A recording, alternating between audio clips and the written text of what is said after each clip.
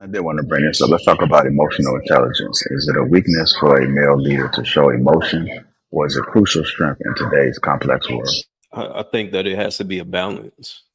I think that I think the I think even the word emotional intelligence gets thrown around so much that it's just like it's like no, that doesn't even go with it. I think that it's dangerous. It can be potentially dangerous for a leader to lead with emotions. So there has to be an understanding of knowing when to cut that off and when to not even acknowledge it and recognize what makes the most sense, much rather than how would this make everybody feel, type of deal.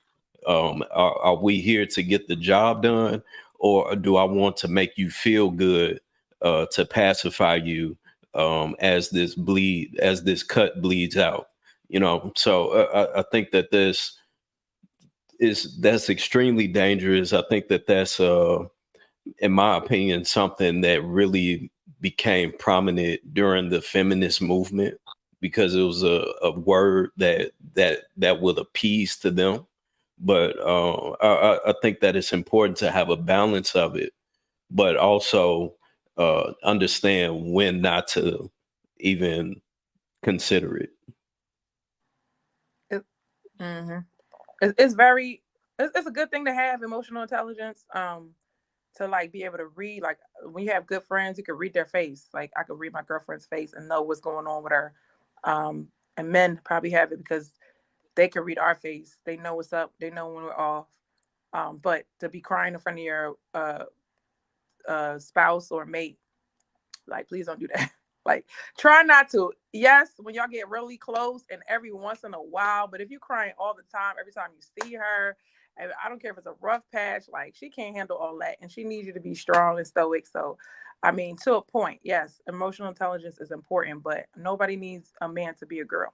So yeah, just try to keep that balance, and you guys should know the balance. Not us. It's not for us to say. Okay. All right, I'm gonna go to Jay. Same question. Is it a weakness for a male leader to show emotion, or is it crucial strength in today's complex? I mean, emotion is one thing. I mean, the crying, yeah, absolutely not. Emotion, I mean, you can show some emotion. You know what I mean? I think that leads to you want to feel like the leader is human. You know what I mean? You want to feel like there's some type of humanity there, but you don't want it to the point of where integrity or respect is lost, or you're confiding in people. You have to kind of have a balance as far as you want them to see you up more than down. You want them to see you stable more than you know frantic. So you want to keep that way as much as possible, because if they see you frantic, that's going to get them frantic. If they get frantic, then they're going to question your leadership and be like, okay, well, every time this happens, he start doing it. You know what I mean? You don't want you don't want any of that. So you want to maintain, but you want to, at least show some humanity, but don't go overboard with it. Like Ruth said, there's a balance that we should know as men, which I believe we do. If the man is driving into a wall, please help him. And your only reason for not saying is because you want to let him be a man, both y'all deserve to hit that wall at full speed. Both of y'all. Talk to him. Talk to him. Because if we're gonna speak traditionally about what your role is in aiding of a king, you're supposed to be watching all parts. Right? You supposed to be watching over him, because the queen is actually the most powerful piece on the chessboard. You supposed to be watching over the man. So it should never been no wrong path for him to go down if you got him like you supposed to have him. Now that's not to blame you for him, you know what I'm saying, being out of alignment. like that. It's just to say that when you're in alignment with your partner, what a queen's actual job is to power the operation. Nothing goes without you. Nothing. Like I'm supposed to go to my woman for counsel and everything. Right. If we gonna talk about actual tradition, femininity is wisdom. You feel me? I'm supposed to go to my queen for counsel. I was never supposed to go down this road without your consultation. You feel me? So if we gonna talk about you playing your role, play your role. To everybody else though, like I was saying. Get him, Trip. I want to pose this question: collaboration versus command. Collaboration versus command. And a strong male leader still embrace collaboration and shared decision making, or does true leadership require a firm, singular voice? Nah, it should be collaboration. If you're in a situation where you've delegated who has whatever specialty, you know what I mean? You may be bad in finance. She may be great in it. You may be good in, you know, not maintaining the house, but you know, fixing the things that need to be fixed, the yard. You may be great at that. You know, she might happen to be good, went to school for finance. So you have to delegate. Whoever's good at what, we still collaborate. You have your input, but okay, this is what we're doing, then that's how it's gonna go. So I think, you know, if you're in a partnership, if you're in a marriage, collaboration should definitely be, you know, and that's something that I grew up in, where I felt like it was a lack of collaboration. So then when one party is down and out for whatever reason, it could be a health issue, or the other person don't know what's going on. You know, what do I do here? How do I fill out a check? How much is in the account? How much is, you know, it's the traditional layout, but when one person goes down for whatever reason, because you don't know, anything can happen, you want the other person to be able to hold it down while you're incapacitated, so to speak.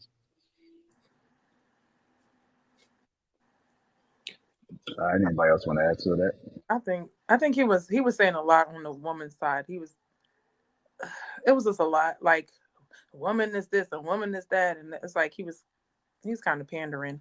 But it's hard to hear. But I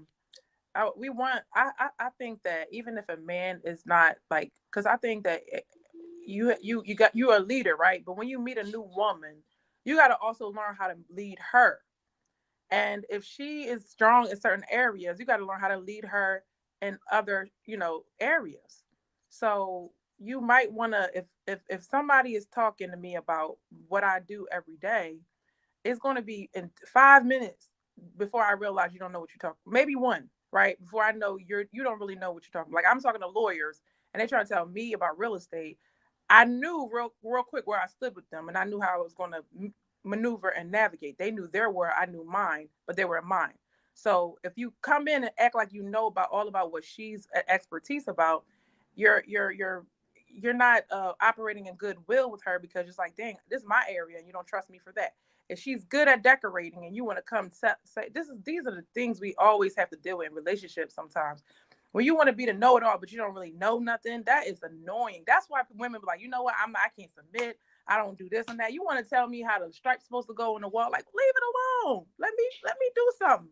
Let me feel like when you delegate and give that woman something to do, she's not going to want to walk all over you and tell you everything, unless that's her personality, and then you pick the wrong woman. But let her have areas where she can be in charge, so that you can feel free to do what you got to do and have the bigger picture. So it's just important that you do work together. I don't think one person should make all the decisions, because like I said, well, on the after show, like, a woman could listen to you, follow you, be submissive forever, but guess what? It's a bunch of stay-at-home moms that file for divorce at the end. And that whole power thing that you had going on, in the end, when the law gets involved and she's tired of you just telling her and dictating to her everything she should think, see, dress, with all that, when she's done with you, she's going to take half that money and get her power back. So you got to always keep that in the back of your mind. You don't have to be afraid of marriage. Just treat somebody right. They always going to stay, right? If you had a restaurant and you treated them well, they'll come back. But if you are telling them, dictating to them, this is what you're going to eat, this was on the menu, this was on the rest, like, I'm the leader, this is my restaurant, if you don't like it, get out, they're not going to come back. So you have to, like, have a balance of, like, yeah, I do want to lead you. And I always say, like, last thing is, don't let me be wrong. Like, if you know I'm wrong, like, you're going to be responsible for this, right? So if I'm wrong, you got to show me I'm wrong, and then I'm gonna blame you. Like, see, you were supposed to keep me out of that, you know. So certain things, I just let him, like, I just like, listen, like, I'm really good at X, Y, and Z, but when my emotions get off track, he gets me back on track. And that's what it is. Like, when we're working, we are capable, we're everything. But if our, think about your testosterone, if our emotions are like that, and how y'all have to deal with your testosterone every morning, every day, that's how we deal with our emotion. We feel everything. And so a man is there to help you, guide you. That's like, you know what, a little less emotion. This is what we're going to do when you can't really see clearly. So